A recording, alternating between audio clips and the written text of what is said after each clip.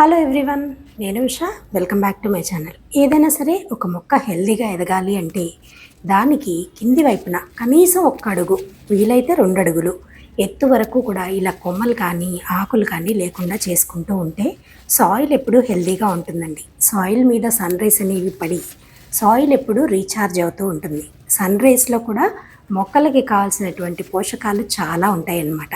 So ఆ sun rice అనేవి soil మీద పడితే సాయిల్ రీఛార్జ్ అయ్యి మొక్కకు కావాల్సినటువంటి న్యూట్రియంట్స్ని అది ప్రొవైడ్ చేయగలుగుతుంది. అలాగే మనం ఇచ్చేటువంటి కంపోస్ట్ కానివ్వండి, లిక్విడ్ ఫెర్టిలైజర్స్ కానివ్వండి, ఇవన్నీ మొక్క తీసుకోవాలి అంటే సూర్యరశ్మి చాలా ఇంపార్టెంట్ అనమాట. సో అందుకని అదొకటి మనం కంపల్సరీగా ఫాలో అవ్వాలి. ఇదిగోండి, ఇలాగా చక్కగా ప్రతి ఒక్క మొక్క కూడా పూత కాత మీద ఉంది. బీరకాయలు అయితే చాలా హెల్తీగా వస్తున్నాయి. అలాగే మల్లెపూలు ఇంకా పూస్తూనే ఉన్నాయండి.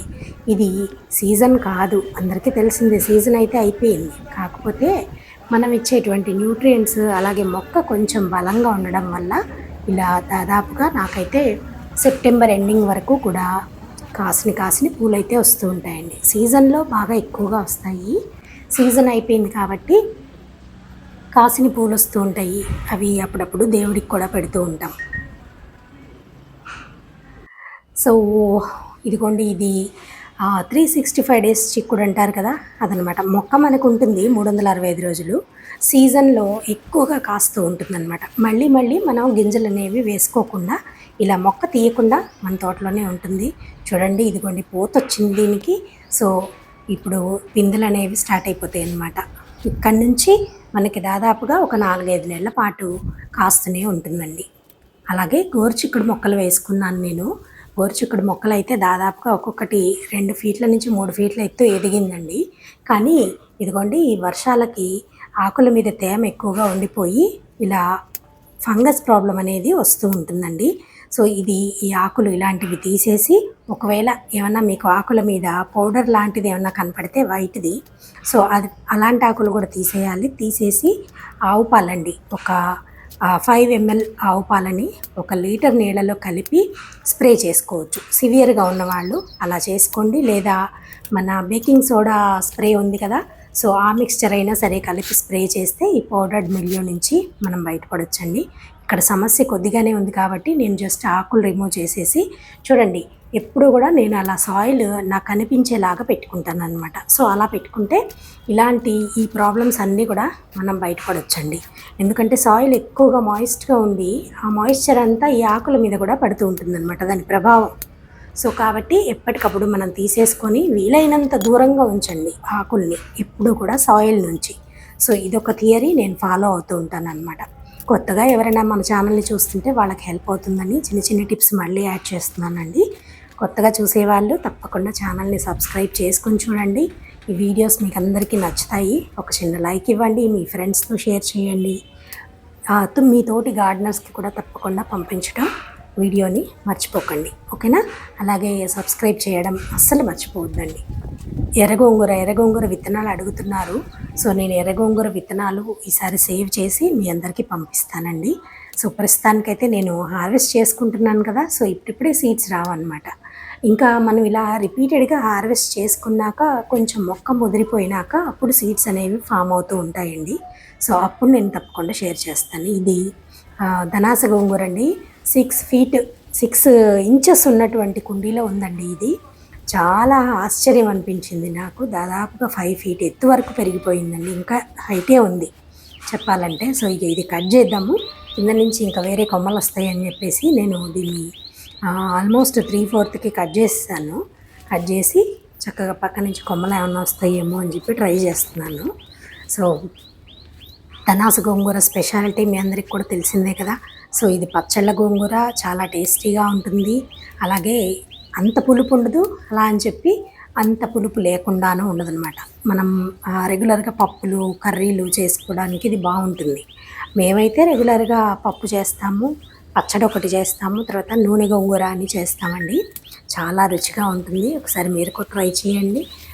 ఇంకొక ఛానల్ ఉంది కదా మాది, అందులో రెసిపీస్ అవి ఉన్నాయండి, స్వదేశం టు విదేశం అనే ఛానల్లో. సో అది కూడా ఒకసారి మీరు రిఫర్ చేయండి రెసిపీస్ కావాలంటే. చూడండి ఎంత పొడుగు పెరిగిపోయిందో చూసారా. ఆకులు కూడా 365 డిగ్రీస్లోనూ వస్తున్నాయండి. కొమ్మకి చుట్టూరా వస్తున్నాయి చూడండి ఆకులు. అండ్ బయట వైపు ఉన్న ఆకు చక్కగా బాగా పెద్దగా అవుతూ ఉంటుంది. మనం అది హార్వెస్ట్ చేసుకోగానే కొంచెం లోపల వైపు ఉన్న ఆకు పెద్దగా అవుతుంది. అలా అనమాట. రిపీటెడ్గా మనం హార్వెస్ట్ చేసుకోవచ్చు. సరే సైడ్ నుంచి కొమ్మలు వస్తాయి కదా అనేసి నేను ఇలా అంత పెద్ద కొమ్మ వేస్ట్ కదా మనకి, బాగా హైట్ అయిపోతుంది అనేసి కట్ చేశాను. 2 వచ్చాయండి. ఆ రెండింటిని కట్ చేస్తున్నాను అలా. ఇవేంటంటే ఇంతకుముందు నేను గింజలు జల్లుకున్నాను కదండి, ఒకసారి జల్లాను. ఆ జల్లిన గింజల్లో నుంచే వస్తూ ఉంటాయి అన్నమాట. సీడ్స్ ఫామ్ అయినప్పుడు తీసేస్తుంటాను. ఆల్రెడీ నేను వేసుకున్న గింజల్లో మొలకెత్తని గింజలు ఏమన్నా ఉండి వాటికి సరైన కండిషన్స్ వస్తే అవి మళ్ళీ జర్మినేట్ అయిపోతూ ఉంటాయి అన్నమాట. సో ఇలా మనం ఒకసారి వేసుకున్నామంటే ఇంకా తీయకుండా మనకి రెగ్యులర్గా ఎక్కడో ఒక చోట వస్తూనే ఉంటుంది. సో అదొక బెనిఫిట్ అండి. చూడండి ఎంత పొడుగు వచ్చిందో చూసారా. సో ఇట్లా దాన్ని కట్ చేసి ఇంకా కొమ్మలు కూడా తీసేస్తున్నాను. అంత హైట్ అయిపోతే మరీ ముదిరిపోయిందంటే అసలు మనం కట్ చేయడానికి కూడా రాదండి. అండ్ ధనాస గోంగూరలోనే ఇది ఒక రకం అనిపిస్తుందండి నాకు ఎందుకనో. ఎందుకంటే ఇప్పుడు నేను కోసింది ఒక రకం మొక్క, కాడ అంతా ఒక రకంగా ఉంది, ఆకు కూడా ఒక రకంగా ఉంది, ఇది ఇంకొక రకంగా ఉంది. కాకపోతే రెండు ఒకటే వెరైటీ అండి. నాకు వచ్చిన సీడ్స్ అనమాట. ఆ సీడ్స్లో నుంచి నేను వేసుకున్న సీడ్స్లో నుంచి వచ్చినటువంటి ఈ మొక్కలు ఇవి. ధనాస గోంగూర సీడ్సే వేశాను నేను, బట్ 2 వెరైటీస్ వచ్చాయి. మరి అదేంటి విచిత్రం అనేది నాకు తెలియదు. బట్ ఇది కూడా బాగా పొడుగ్గా పెరుగుతుంటే సో ఇంకా దాన్ని కూడా కొమ్మలు అవి కూడా పక్క నుంచి వచ్చిన కొమ్మలు కూడా కట్ చేశానండి. చూస్తున్నారుగా మీరు, ఆ 6 ఇంచెస్ అండి మ్యాక్సిమం కుండీ అయితే. కొంచెం వెడల్పుది ఇచ్చాను సో దట్ రూట్స్ కూడా బాగా స్ప్రెడ్ అయ్యి మేబీ అలా ఏమన్నా వస్తుందేమో అనుకుంటున్నా. ఇందాకటి దాంట్లో 2 చూశారు, ఇప్పుడు ఇది ఒకటి. మొత్తం 3 మొక్కలేనండి. 3 మొక్కల నుంచి చూడండి, అది కూడా చిన్న చిన్ని కుండీల్లో నుంచి కోసిన గోంగూర మా వరకు సరిపోతుంది. సో అలా ఒక చిన్ని వాటిల్లో వేసుకున్న మనకు ఆకుకూరలు అయితే సఫిషియెంట్గా ఎప్పటికప్పుడు వస్తూనే ఉంటాయి. గోంగూర అయితే మా అందరి ఫేవరెట్ అనమాట. అదేమో ఎర్ర గోంగూర, ఇదిగోండి ఇది ఒకటి గ్రీన్ గోంగూర. చిన్ని హార్వెస్ట్ చేసుకుంటూ కబుర్లు చెప్పుకుందాం. ఇవన్నీ నేను హ్యాండ్ పాలినేషన్ చేసినటువంటి బీరా అండి. ఇది నెక్స్ట్ బ్యాచ్ అనమాట. ఒక బ్యాచ్ ఆల్రెడీ హార్వెస్ట్ చేసుకున్నాం కదా, సో ఇది సెకండ్ బ్యాచ్ అండి. ఇదిగోండి అక్కడక్కడ పాలినేషన్ చేసి ఉంచాను. వీటిల్లో కూడా మళ్ళీ 2-3 రకాలు వచ్చాయండి. నేను తెచ్చుకోవడం ఒకటే ప్యాకెట్ తెచ్చుకుంటాను సీడ్స్ది ఎప్పుడన్నా తెచ్చుకుంటే. ఇంకా దానిలో నుంచే ఒక్కొక్కటి ఒక్కొక్క రకంగా వస్తూ ఉంటుంది ఒక్కొక్కసారి, అలా అన్నమాట. ఇప్పుడు ప్రస్తుతానికి ఉన్న బీరలో ఒకటి చిట్టి బీరలా ఉంది, చిన్న సైజు బీర, అండ్ కొన్నేమో పెద్దవి వచ్చాయన్నమాట. ఇది కూడా అంతేనండి. ఒక రైస్ బ్యాగ్లో వేశాను, చాలా చిన్న బ్యాగే, 25 kgs బ్యాగ్లో. మొత్తం పెట్టలేదు, అందులో కూడా మట్టి 3/4 వరకు నింపాను. మళ్ళీ నేను అంత హైట్కి లేపాలి కదా అనేసి. అండ్ దొండకాయలు అయితే చాలా ఉన్నాయండి. మీకు నెక్స్ట్ వీడియోలో నేను హార్వెస్ట్ చేసి చూపిస్తాను. ఆల్మోస్ట్ నేను అనుకోవడం 3 to 4 kgs మధ్యలో వస్తాయేమో అనుకుంటున్నా. అండ్ దొండకాయలు కూడా చాలా చక్కగా పెరిగాయండి, బాగా లావుగా ఉన్నాయన్నమాట. చూసారా, ఒక్క చోటే మీకు చూపిస్తున్నాను నేను. ఆ ఒక్క చోట ఎన్ని కాయలు ఉన్నాయో చూడండి. అండ్ రెగ్యులర్గా ఇలా నిమ్మకాయలు అయితే కొంచెం కలర్ చేంజ్ అవ్వగానే తీసేస్తున్నానండి. పొరపాటున ఎప్పుడన్నా ఉన్నట్టుండి వర్షం పడుతుంది, అలా అయితే కాయలు డ్యామేజ్ అయిపోతాయి అనేసి కొంచెం కలర్ చేంజ్ అవ్వగానే కోసేస్తున్నాను అనమాట. కోసేసి పక్కకు పెట్టేసామంటే అదే ఫుల్గా కలర్ చేంజ్ అయిపోతుంది, ఫుల్ ఎల్లో వచ్చేస్తుంది, అప్పుడు మనం వాడేసుకోవచ్చు. అండ్ కాకరకాయలండి, ఇవి కూడా నెక్స్ట్ మీకు హార్వెస్ట్లో ఉంటాయి. ఒక 3 to 4 days తర్వాత మళ్ళీ హార్వెస్ట్ చేస్తాను. ఈలోపు ఇవి కూడా బాగా రెడీ అవుతాయి. అండ్ ఇది వాలంటరీ ప్లాంట్ అండి. ఎప్పుడో నేను తీసుకొచ్చి గింజలు వేసి అసలు మర్చిపోయాను అనమాట. దాని నుంచి వచ్చినటువంటి మొక్క. అండ్ కాయ కూడా చూడండి, ఆల్మోస్ట్ 7 to 8 ఇంచెస్ ఉంది ఒక్కొక్క కాయ. భలే హెల్దీగా ఉంది మొక్క కూడా, చాలా ఉన్నాయి అన్నమాట. నెక్స్ట్ హార్వెస్ట్కి ఇవన్నీ రెడీ అవుతాయి. మీకు ఆ నెక్స్ట్ హార్వెస్ట్లో ఇవన్నీ చూడొచ్చు.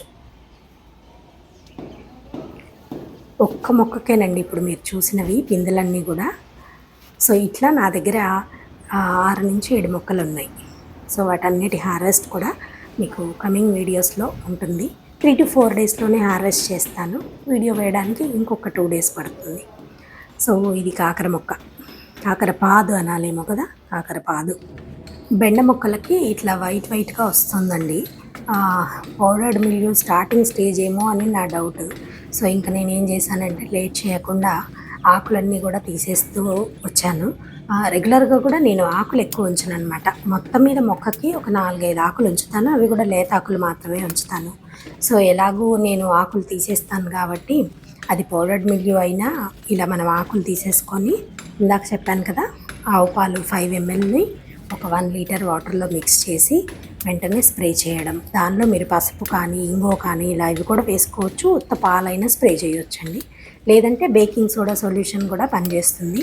కాకపోతే బేకింగ్ సోడా ఏంటంటే మీరు ఫస్ట్ ప్యాచ్ టెస్ట్ చేసుకోవాలి. అంటే ఒక ఆకు మీద జల్లి చూసి ఆకు సేఫ్ అనిపిస్తే ఒక 2-3 గంటల తర్వాత అప్పుడు మీరు స్ప్రే చేయండి. అలా బేకింగ్ సోడాని ముందు మీరు టెస్ట్ చేసుకుని తర్వాత వాడాల్సి ఉంటుంది.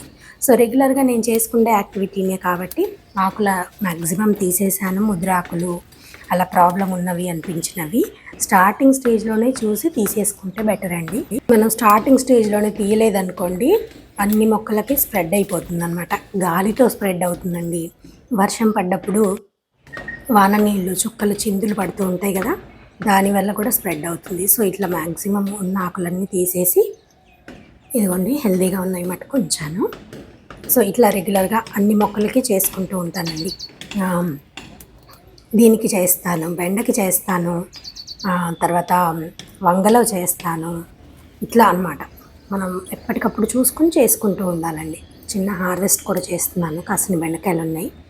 ఒక 2-3 రోజులకి కోసిన కాయలన్నీ కలిపి కూర చేసేస్తూ ఉంటానండి. ఒక్కసారి కోసినవి సరిపోవన్నమాట మాకు. ఇంకా అంతకంటే ప్లేస్ లేదండి. దాదాపుగా 15-20 మొక్కల వరకు అయితే పెట్టాను. నేను హార్వెస్ట్ చేసినప్పుడల్లా ఇటు 1/2 కిలో అని చెప్పలేను, అటు 1/2 కిలో అని చెప్పలేను, అట్లా వస్తూ ఉంటాయి. సో అందుకని 2 సార్లు హార్వెస్ట్ చేసి అవి 2 కలిపి కర్రీలాగా చేస్తూ ఉంటానండి. సో మనం ఆర్గానిక్గా చేస్తున్నాము, అందులోనూ ఎక్కువ మొక్కలు వేసుకోవాలి. సో ప్లేస్ ఒకటి మనకి ఇక్కడ కొంచెం ఇబ్బంది పెట్టే విషయం కాబట్టి సో ఇంకా ప్రస్తుతానికైతే అలా చేస్తున్నాము. చూడాలి, ప్లేస్ తీసుకున్నాం కదండి. సో ఇంకా అక్కడ మనకు కావాల్సినట్టు సఫిషియెంట్గా వేసుకోవచ్చని అప్పటి వరకు ఇలా బండి నడిపిస్తున్నాను అన్నమాట. సో కాసిని బెండకాయలు కూడా కోసుకున్నాను.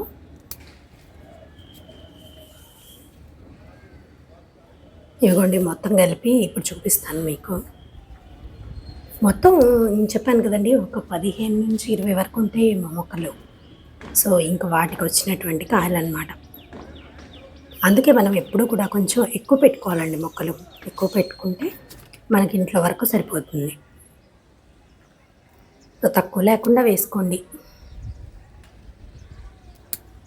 సో ప్రతిసారి బెండ నేను ఫెయిల్ అవుతున్నానేమో అనిపించేదండి. ఈసారి అయితే హ్యాపీ అనమాట. చక్కగా సరిపోని వస్తాయి, మాకు సరిపోతుంది. ఇదిగోండి వీటికి కూడా ఇంకా ఆకులన్నీ తీసేద్దాము. వీటికి ఏం ప్రాబ్లం లేదు ప్రస్తుతానికి, కానీ ఇంకా ఆకులు తీసేస్తే మనకి పూత పింద ఎక్కువ వస్తూ ఉంటుంది కదా. సో ఇంకా ఈ లాజికే అన్నిటికీ వాడుతుంటాను అనమాట నేను. నాకు అది క్లిక్ అయింది కూడా. ఒక్కొక్కసారి మన చిట్కాలే అన్నీ పనిచేయవండి. సో అలాంటప్పుడు ఇంకా కొత్త కొత్త చిట్కాలు ఎత్తుక్కొని చేసుకుంటూ ఉండాలన్నమాట. సో ప్రస్తుతానికి ఇదైతే పనిచేస్తుంది, ఈ చిట్కా వర్కౌట్ అవుతుంది. సో ఆకులు తీసేస్తుంటే పూత బాగా వస్తుంది మనకి, అక్కడి నుంచి కాయలు కూడా మొదలవుతాయి. అండ్ ఇదన్నిట్లో అందరికీ పని చేయకపోవచ్చండి, కానీ దీంతో పాటు మనం చక్కటి పోషకాలు కూడా అందించాలి. సో రెగ్యులర్గా ఉండేటట్టుగా చూసుకోండి. అలాగే బెండకాయలు త్వరగా ముదిరిపోతున్నాయి అంటున్నారు. దీనికి రీజన్ అండి, మీరు మొక్క వేసి చాలా కాలం అయ్యి ఉండొచ్చు. ఆ గింజలు తీసేసి వేరే గింజలు వేసుకోవడం కానీ, అండ్ మీరు ఇచ్చేటువంటి ఫర్టిలైజర్ కానీ వాటర్ కానీ ఒక రెగ్యులర్గా మెయింటైన్ చేయండి. ఒక రెగ్యులారిటీ ఇవ్వండి మొక్కకి. అంటే అది ఒక పద్ధతి అలవాటు పడుతుంది కదా. సో అట్లా అలవాటు చేసి ఆ పద్ధతిని మీరు కంటిన్యూ అవ్వండి. ఒకసారేమో ఎక్కువ పోసేసి, ఒకసారేమో తక్కువ పోసేసి, ఒకసారి ఒక 10 రోజులు నీళ్ళు ఇవ్వకుండా, ఒకసారేమో రోజు నీళ్లు పోస్తూ అలా చేయొద్దన్నమాట. కంటిన్యూటీ ఒక పద్ధతి అలవాటు చేయండి. దాని ప్రకారంగా వెళ్తూ ఉంటాయి కాబట్టి అప్పుడు ఇలాంటి ప్రాబ్లమ్స్ అనేవి ఉండకుండా ఉంటాయి. అలాగే బీరలో కూడా అంతే, చేదు వస్తుంది అంటుంటారు. సో అట్లా లేకుండా ఉండాలన్నా ఇదే థియరీ అన్నమాట. అలాగే చేమంతి మొక్కలు అన్నీ కూడా ప్రూన్ చేశానండి. ఇంకా సీజన్ మొదలవుతూ ఉంటుంది కదా మనకి, ఈ పాటికే చాలామందికి పూలు వచ్చేసి కూడా ఉంటాయి. అంటే కొంచెం చల్లగా ఉన్న ఏరియాస్లో జరుగుతుందండి అది. కానీ ఇప్పుడు టెంపరేచర్స్ బాగా పెరిగిపోయాయి కాబట్టి ఈ మధ్య, సో నేను ఇంకా ప్రూనింగ్ కూడా చేయలేదన్నమాట. ఇంకా ఎంత లేదన్నా ఈ మంత్ కొంచెం వేడిగా ఉంటుందండి. ఆ తర్వాత ఎట్లాంటి వాతావరణమైనా పడిపోవాల్సిందే. సో ఈలోపు మనకి మొక్క అందుకుంటుంది కదా అనేసి ఇప్పుడు ప్రూన్ చేస్తున్నాను నేను. సో అన్ని చేమంతి మొక్కలు కూడా ప్రూన్ చేశాను. సో ఇదిగోండి ఇలా అన్ని మొక్కలకి క్రాఫ్ట్ చేస్తానన్నమాట. ఆకులు తీయాల్సినవి ఆకులు తీయడము, కొమ్మలు కట్ చేయడం, ఇట్లా ప్రతిదీ కూడా ఇదొక రెగ్యులర్ యాక్టివిటీ అండి. మ్యాక్సిమం 1 మంత్కి ఒకసారి చేస్తుంటాను. ఇంకా అట్లా ఇప్పుడు మొక్కలు ఎక్కువయ్యాయి కదా మనకి, సో ప్రతి మంత్ చేయలేకపోయినా కనీసం 3 to 4 మంత్స్కి ఒక్కసారి చక్కగా ఇలా చేసుకుంటే, అంటే మనం కుండీల్లో పెంచుతున్నాం కాబట్టి చేసుకోవాలి. 3 to 4 మంత్స్కి ఒకసారన్నా చేయాలి. ఆర్ఎల్స్ మనం కింద గ్రౌండ్లో ఉన్నాయనుకోండి మొక్కలు, అలాంటిది ఏం అవసరం లేదనమాట. సో అవి నీట్గా పెరుగుతాయి. ఆ సీజన్ అయిపోయాక మనం తీసేసుకుంటూ ఉండొచ్చు కింద నేల మీద అయితే. కానీ కుండీల్లో కాబట్టి ఇంక ఇట్లా తప్పనిసరిగా చేసుకుంటూ ఉండాలి. మీరు ఎంత ఫ్రీక్వెంట్గా చేస్తే అంత మీరు మొక్కల్లో తేడాన్ని చూడగలుగుతారనమాట. సో ఈ పూలు కూడా ఆల్మోస్ట్ పూత అయిపోయిందండి అన్నిటికీ. సో అవి కూడా కట్ చేశాను అనమాట, హ్యాంగింగ్ బాస్కెట్స్లో ఉన్నవి. సో అవి కూడా మళ్ళీ కొంచెం పెరిగి మళ్ళీ పూత చక్కగా వస్తుంది. వాటికి కూడా పూలు కూడా ఎక్కువ వస్తాయి. సో ఇట్లా రెగ్యులర్గా నా యాక్టివిటీ అండి ఇదంతా.